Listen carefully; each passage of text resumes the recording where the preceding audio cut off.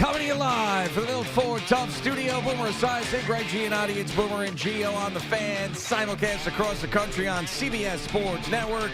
And wherever you are in the free Odyssey app. Good Friday morning. A feel-good summer Friday. And it is actually summer. Officially summer as of 4:50-something yesterday. So we are going to have a good one today. And yes, you got a beat down from the Orioles on the Yankees yesterday afternoon, so you get the panicking from some people, you get the reasonable takes from other people, and I'm more of a reasonable take guy, but there is no doubt that the Baltimore Orioles right now are the better baseball team than the New York Yankees. There's no doubt, because last year they had a better season. This year they have beaten the Yankees more recently, and the Yankees do have some issues. Now, when you see your best pitcher during the year get hammered like he did, it's a little bit of a concern. The bullpen's a little bit of a concern, but the Yankees will be fine. They're going to make the postseason.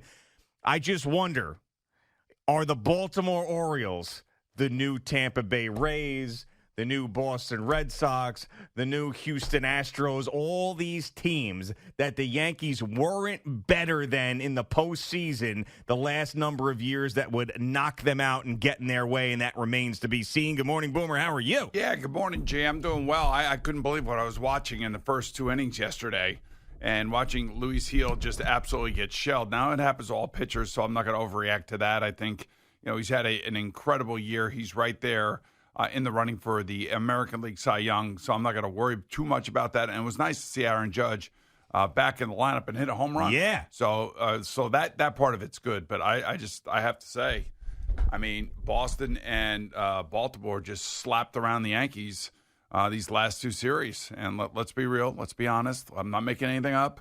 Boston laid out how you could beat the Yankees, especially on the base path. Now, this wasn't the case yesterday in the sense that with all the hits that they got, and especially all the early runs that they got, the Yankees were playing uphill the whole game. But, this is it's a little bit of a wake-up call, I would say. Wake-up call spot. Wake-up call spot. I was going to say that. Right around game 80, right around halfway through the season here. And, look, man, these teams within their division, measure up against the Yankees. That's how they measure themselves. And they get up to play the Yankees. And I always say this, the Knicks, the Rangers, and the Yankees are always going to get everybody's best shot. And I think when you play division rivals, and those division rivals, are looking at you as the measuring stick that they have to get over. I think Baltimore already this year now has got a 5-2 record against them, I believe. And they are not intimidated in the least by the Yankees, by their lineup, by their pitching staff. And by the way, we saw two of the best Yankee pitchers in this series.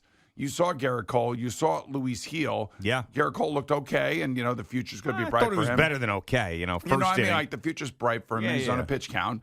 But Luis Gil, unfortunately, just, things were getting away from him. A lot of guys were getting hit in this series. This is like, I cannot wait until late September, early October. I just can't wait because these two teams, if you had to look into the future and you had to say, okay, who is making it? You got to believe the Red Sox are going to be in the mix, even though they don't have a great team, but they're going to be in the mix. But the Orioles are going to be right there. And these games between the Yankees and the Orioles now take on a whole different level of meaning. And I got to say, if I'm a Baltimore Oriole player, I'm the manager. I walk out of that building yesterday. I'm like, man, we got them. We're just as good as they are, if not better. Yeah, and I think about some of these teams that have gotten in the Yankees' way, that have been a thorn in the Yankees' side recently, and the Baltimore Orioles fit that same exact profile. And why I say that is because you've got teams like, for example, the Houston Astros and the Tampa Bay Rays.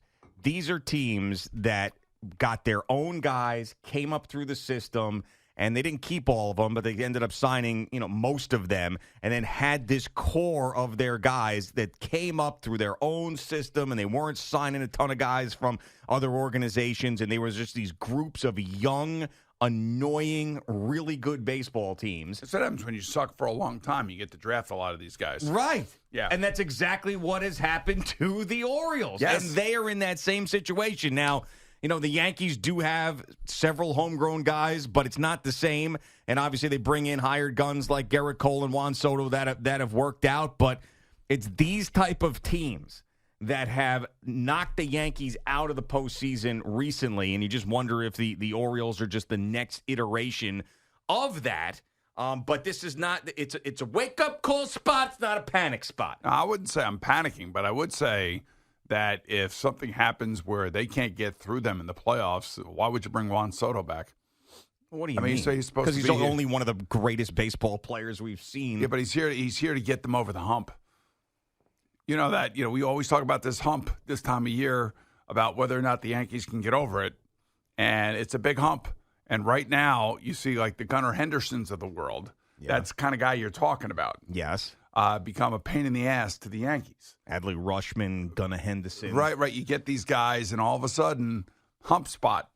Yeah. The Yankees are loaded, man. They got all-stars all over the place. They got great players all over the place. But this pesky little Oriole team, and even the Red Sox to a certain extent were pesky. Yeah, I mean, back to your Juan Soto take, though. I mean, it kind of depends how the season goes. I'm just saying, what happens if they don't beat the Orioles? I still think you got to try to sign Juan Soto. Hey, that's what I'm saying about. This is what I'm saying about the Yankees. Now, I'm not a Yankee fan. Yeah, I've heard. But I'm not a Yankee hater. I'm not. I know. I want, because I'm a businessman.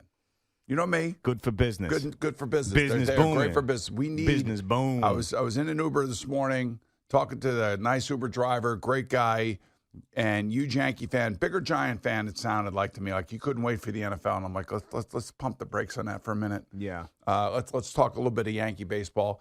There's nothing like when the Yankees, the Knicks, and the Giants are on fire, because then I believe that the far majority of fans in this city root for those three teams. And I do believe that, all three teams can ignite the city. And that's exactly what the Knicks did this season until they got hurt. Yes. So I want the Yankees to be there. I want them to be in the mix. I want them to be the American League representative against my New York Mets. I'd like to see that again. But in all reality, I don't hate the Yankees. I'm just trying to always point out the objective point, because I don't want to be a biased fan like I am with the Rangers. That is true, and there's a lot of Yankee fans that believe that you are a passive-aggressive Yankee hater. I am not passive-aggressive. I'm just trying to tell it like it is. Yeah. I get paid to tell it like it is, and I've always told it like it is. So like it is, Boston and Baltimore are both well over 500. So like to me, the Red Sox are kind of like the Mets, but the Red Sox are over 500. The Mets are trying to get there. So I don't know.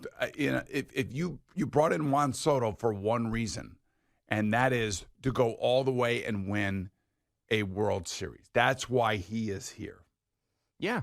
And if you don't do it, it's going to be all his fault, and you got to get rid of him? No, it's not all his fault. I didn't say that. I don't understand where you're going with this. You got to explain this to me. You know how I feel about Juan Soto. Al knows how I feel about Juan Soto.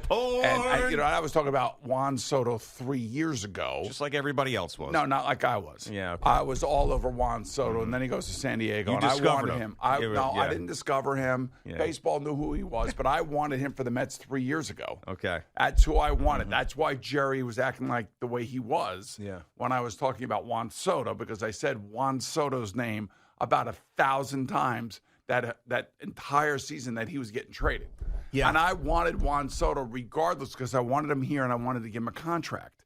So, look, I know how important he is. I know how good he is. And I know that if they don't win and he's on that roster, you think they're going to shell out $500 million for him? Yes. I don't think so.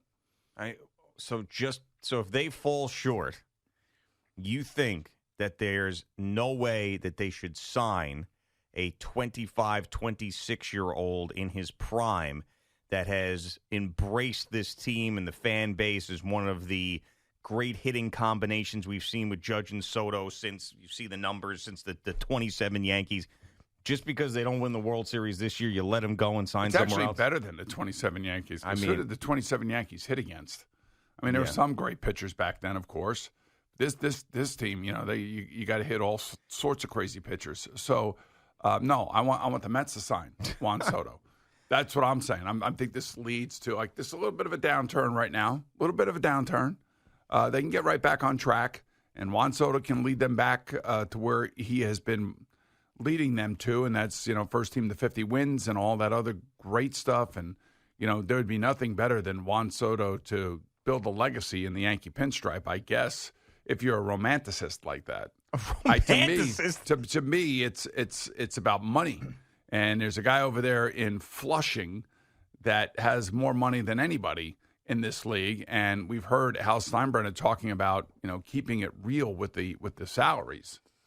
Yeah, and we've also seen how Steve Cohen has also tried to keep it real a little bit because he was dipping into that luxury tax situation so bad that he didn't want to go over the top with it again. He paid 2 over-the-hill pitchers over $30 million right, and he learned from it. Right, but here you do. Now you take that $30 million apiece and you turn around and you hand it to Juan Soto. Yeah, I mean, this is then you have Juan Soto patrolling, whether it be right field or left field or center field, probably right or left, but at Citi Field now for the next 10 years. Now we're talking. Yeah. So we got a whole season and an off season to talk about that, right? What do? We speculate. Yeah, sure. That's what we're all about. And I'm just telling you that, right now watching Baltimore and Boston slap the Yankees around a little bit and take control and let the Yankees know that, just because you guys got all these potential Hall of Famers doesn't mean we're going to be intimidated by it. And by the way, that the Baltimore Orioles pitching staff was pitching up and in tells me that, they're for real. Yeah, I mean, I think they proved that they were for real last year when they sort of burst on the scene and ended up having the regular season that they did and then have come back and they've been step for step with the Yankees, and they're not intimidated. They're a young, energized, brash team that is not afraid of anybody. I mean, just think about it for a second. So, the Rangers are wondering whether or not, the core is the core, and, they just got rid of Barclay Goodrow the way they did. I mean, so Chris Drury's actually moving and shaking and trying to figure out, the right combination of players to go and win a goddamn Stanley Cup, because that's what it's all about. And we haven't done it since 1994. So I think you have to wonder if you're the Yankees. I mean, you put so much of your resources in these players. And I mean, God bless them. I love it. I love the fact that they spent money. I want my team to spend money. I want my team to have superstars like Aaron Judge and Juan Soto and Gerrit Cole. And unfortunately for Luis Seal, it didn't work out yesterday. But I want those guys or those types of guys on my team too. But, if it doesn't go the way that we all expect it to go, then what? Okay, expected to go is what? They have to be in the World Series? They have to win the World Series? I mean, it's the Yankees. I think you have to win the World Series. You have to win the World Series. I mean, I'm as a former professional athlete. So you let Juan Soto go, then you want Aaron Boone and Brian Cashman to go too? When were you born? 1982. Right. So you were at the outset of my professional career. The outset? Yeah, the outset. I started in '84 as a professional football player. All right, so I was 2 when you were starting in the NFL. So I was a huge fan of every, of the Mets, of the Rangers. I loved growing up here, being around all of this. And, for the last 18 years, I've been fortunate enough to be sitting here talking about it. And I see a team in the Yankees that is loaded up right now. They are loaded up right now. Not many teams do this.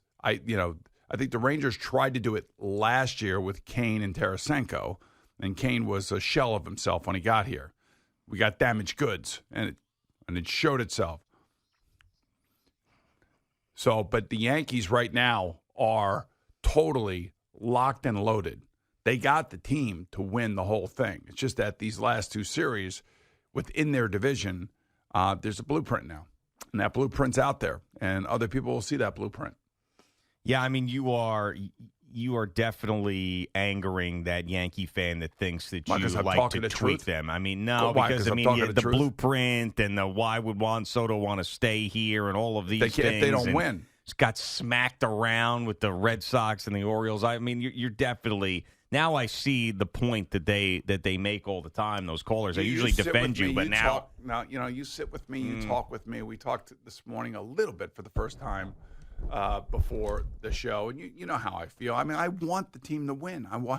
We talk about their play-by-play guys on the radio, for God's sake. That's how much influence the Yankees have around here. By the way, speaking of that, one of them is here this morning.